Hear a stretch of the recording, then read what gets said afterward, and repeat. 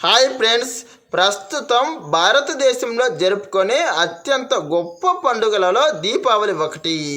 అసలు దేశంలో ఎన్నో విధాలైన పండుగలు ఉన్నప్పటికీ ఒక్క దీపావళి రోజు మాత్రమే ఎందుకు ఎన్నో విధాలైన దీపాలతో పాటు పెద్ద పెద్ద టపాసులు మరియు బాంబులను పేల్చుతున్నారు? దీని వెనుక ఉన్న రహస్యాలు ఏంటి? అసలు మన చరిత్ర పురాణాలలో దీపావళి పండుగ గురించి ఎలాంటి ప్రస్తావనలు ఉన్నాయి? సాధారణంగా ఒక పండుగను మంచి రోజు మరియు శుభానికి సూచికగా ఉండే ఒక విధమైన మంచి తిథి నక్షత్రం రోజున జరుపుకుంటారు. కానీ అందుకు మినహాయింపుగా చెడుకు సూచికగా ఉండేటటువంటి అమావాస్య రోజు ఈ పండుగను జరుపుకోవడానికి కారణాలు ఏంటి? ఇలాంటి అంశాలన్నింటినీ ఒక్కొక్కటిగా వివరంగా తెలుసుకుందాం. Let's begin our episode. పూర్వం హిరణ్యాక్షుడు అనే ఒక భయంకరమైన రాక్షసుడు జన్మించి అతడు సమస్త లోకంలో ఉన్నటువంటి మనుషులు మరియు ఋషులు దేవతలను హింసిస్తూ ఉండేవాడు. ఒకానొక సందర్భంలో అతడు ఏకంగా భూదేవిని బాధ పెడుతూ భూమిని సముద్రంలో విసిరివేస్తాడు. దీంతో ఎంతో బాధపడినటువంటి భూదేవి శ్రీ మహావిష్ణువును ప్రార్థిస్తుంది. దీంతో భూదేవి యొక్క బాధను అర్థం చేసుకున్నటువంటి శ్రీ మహావిష్ణువు వరాహ అవతార రూపంలోకి మారి ఈ హిరణ్యాక్షుడిని సంహరిస్తాడు. ఆ తర్వాత తనను బాధల నుండి విముక్తిని చేసినందుకు గాను వరాహ రూపంలో ఉన్నటువంటి శ్రీ మహావిష్ణువును తనను వివాహం చేసుకోవాలని భూదేవి అడుగుతుంది. అందుకు అంగీకరించినటువంటి శ్రీ మహావిష్ణువు అలాగానే భూదేవిని వివాహం చేసుకోవడంతో ఆ తర్వాత వారికి నరకాసురుడు జన్మిస్తాడు. నిజానికి నరకాసురుడు శ్రీకృష్ణుడు మరియు భూదేవి యొక్క కుమారుడే. అయితే ప్రారంభంలో అతడు తల్లి వద్ద పెరిగి తర్వాత భూదేవి అతడిని తన తండ్రి అయినటువంటి జనక మహారాజుకు అప్పగిస్తుంది. ఇక అతడు జనక మహారాజు వద్దే పెరిగి 16 సంవత్సరాలకు గొప్ప వీరుడవుతాడు. ఆ తర్వాత శ్రీకృష్ణుడు మరియు భూదేవి సతీ సమేతంగా ప్రత్యక్షమై అతడికి శక్తి అనే ఒక గొప్ప ఆయుధాన్ని ఇస్తాడు. ఆ ఆయుధంతో ఈ నరకాసురుడు సమస్త భూమండలంలో ఉన్నటువంటి అన్ని రకాల రాజ్యాలను జయించి తన యొక్క రాజ్యాన్ని చాలా గొప్పగా మారుస్తాడు. అంతేకాకుండా తన యొక్క ప్రజలను ఎంతో గొప్పగా పాలిస్తూ వారికి సుపరిపాలనను అందిస్తూ ఉంటాడు. ఆ సమయంలో అతడు చాలా మంచిగానే ఉండేవాడు. ఆ తర్వాత ద్వాపర యుగ ప్రారంభ సమయంలోనే అతడి యొక్క జీవితం చాలా విధాలుగా మారి అసురుడిగా మారాడు. ఇతడు ఇలా మారడానికి కూడా మరో కారణం ఉంది. అదే సమయంలో అతడి యొక్క రాజ్యానికి పక్కనే మరో రాజ్యంలో బాణాసురుడు అనే ఒక రాక్షస రాజు ఉండేవాడు. ప్రారంభంలో వీరి మధ్య కొద్దిగా పరిచయాలు ఉండేవి. తర్వాత ఆ పరిచయం కాస్త ప్రాణ స్నేహితులుగా మారే విధంగా మారిపోయారు. ఇక ఈ బాణాసురుడు అనే ఈ రాక్షసుడు చాలా క్రూరుడు. ఎంతో మంది స్త్రీలను హింసిస్తూ బలవంతంగా అనుభవించేవాడు.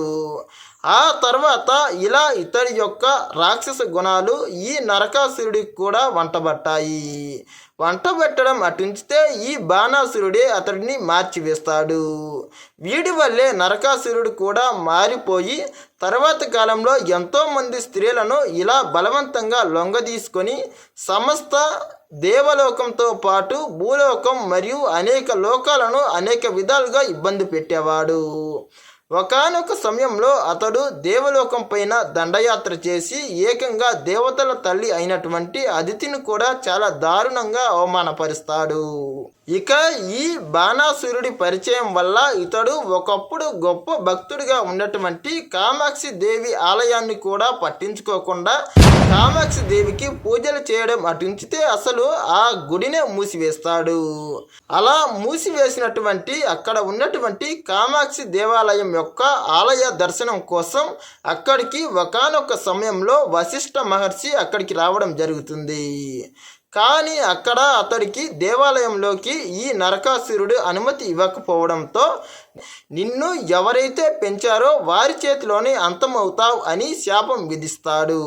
ఈ శాపం భూదేవికి తెలియగానే శ్రీకృష్ణుడితో ఒక తల్లి చేతిలో ఇలా కుమారుడు ఎలా మరణిస్తాడు, ఇది లోక విదితమేనా అని అడుగుతుంది.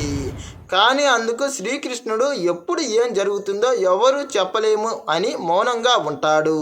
ఇక ఈ విషయం కొద్దిగా పక్కన పెడితే నరకాసురుడు చేసినటువంటి దౌర్జన్యాలు మరియు అనేక విధాలైన బలవత్కారాలను గమనిస్తూ అలా దాదాపుగా 16,000 మంది స్త్రీలను మరియు ఎంతో మంది రాచరిక స్త్రీలను రాణులను అనుభవిస్తూ వారిని బందీలుగా తన వద్దే నింపుకున్నాడు. ఈ విధంగా నరకాసురుడు దాదాపుగా 16,000 మంది స్త్రీలు, రాణులు మరియు అంతఃపుర అందగత్తెలను అపహరించి తన వద్దే బందీలుగా వించి చాలా విధాలుగా చిత్రహింసలు చేస్తుండేవాడు. ఇక దీన్ని గమనించినటువంటి శ్రీ మహావిష్ణువు ద్వాపర యుగ ఆరంభంలో శ్రీకృష్ణుడిగా అవతారమెత్తుతాడు. ఇదే సమయంలో భూమాత కూడా సత్యభామగా అవతరిస్తుంది. ఇలా సత్యభామగా అవతరించినటువంటి భూదేవి తన గత జన్మ రహస్యాన్ని మరిచిపోయి తన కుమారుడు అన్నమాట కూడా ఆమెకు తెలియకుండా పోతుంది. ఇదే సందర్భంలో ఆమె స్త్రీలను ఇంతగా హింసిస్తున్న వాడిని వెంటనే సంహరించాలని శ్రీకృష్ణుడిని అతడిపై యుద్ధానికి పంపుతుంది. అంతేకాకుండా ఇంతమందిని ఇంత హింసలు పాలు చేసినటువంటి వాడి చావు నేను చూడాలని శ్రీకృష్ణుడితో పాటు సత్యభామ కూడా వెళుతుంది. ఇక నరకాసురుడికి శ్రీకృష్ణుడికి యుద్ధం జరగగా శ్రీకృష్ణుడు యుద్ధం చేస్తూ ఒకానొక సమయంలో నరకాసురుడు ప్రయోగించినటువంటి ఒక అస్త్రానికి మూర్ఛపోతాడు. అదే సమయంలో సత్యభామ విల్లును తీసుకొని ఒక భయంకరమైన అస్త్రంతో ఈ నరకాసురుణ్ణి చంపివేస్తుంది. ఈ విధంగా నరకాసురుడి యొక్క వధ జరుగుతుంది. ఇలా నరకాసురుణ్ణి చంపినందుకు గుర్తుగా ఈ దీపావళి పండుగను జరుపుకోవడం జరుగుతుంది. ఇలా ఈ నరకాసురుణ్ణి చంపిన రోజే అమావాస్య రోజు. అందువల్ల ఈరోజు ఈ పండుగ చేసుకోవడం జరుగుతుంది. ఇక రెండో కథ బలిచక్రవర్తి కథ. బలిచక్రవర్తి ప్రహ్లాదుడి యొక్క మనుమడు, గొప్ప దాత. ఎన్నో విధాలుగా బ్రాహ్మణులు మరియు ప్రజలకు ఎన్నో దానాలు చేశాడు. దానంలో దానవీర సూరకర్ణుడి కన్నా గొప్పవాడు. మరి ఇంతటి గొప్పవాడు అయినా కానీ అతడిలో ఉన్నటువంటి అసుర గుణాల వల్ల దేవతలను అనేక విధాలుగా హింసించేవాడు. దీంతో అతన్ని అంతం చేయడానికి శ్రీ మహావిష్ణువే వామనుని అవతార రూపంలో వచ్చి 3 అడుగుల భూమిని అడిగి బలిచక్రవర్తిని పాతాళానికి తొక్కేస్తాడు. సరిగ్గా బలిచక్రవర్తిని పాతాళానికి తొక్కేసిన రోజు కూడా ఈ అమావాస్య రోజే. అందుకు గుర్తుగా కూడా ఈ దీపావళి పండుగను జరుపుకుంటారని చాలా పురాణాలు, కథలు చెబుతున్నాయి.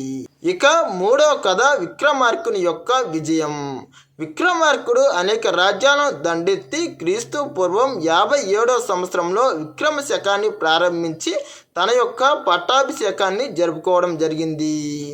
ఈ విధంగా అతడు పట్టాభిషిక్తుడైన కారణంగా ఈ పండుగను జరుపుకుంటున్నారని కూడా కొన్ని కథలు చెబుతున్నాయి.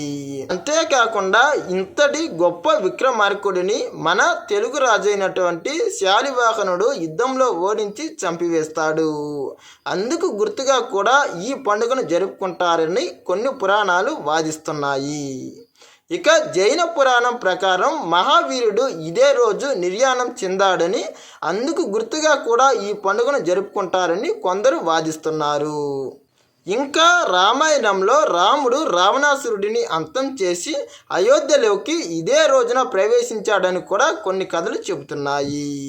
ఈ విధంగా దీపావళి పండుగ వెనుక ఎన్నో విధాలైన కథలు ఉన్నాయి. ప్రధానంగా ఈ దీపావళి పండుగను తెలుగు రాష్ట్రాల్లో 3 రోజులు జరుపుకుంటే గుజరాత్ వంటి మిగతా రాష్ట్రాల్లో 5 రోజులు జరుపుకుంటున్నారు. ప్రధానంగా గుజరాత్ రాష్ట్రంలో ఇది వారి యొక్క ఆరంభ పండుగగా అత్యంత ఘనంగా జరుపుకుంటారు.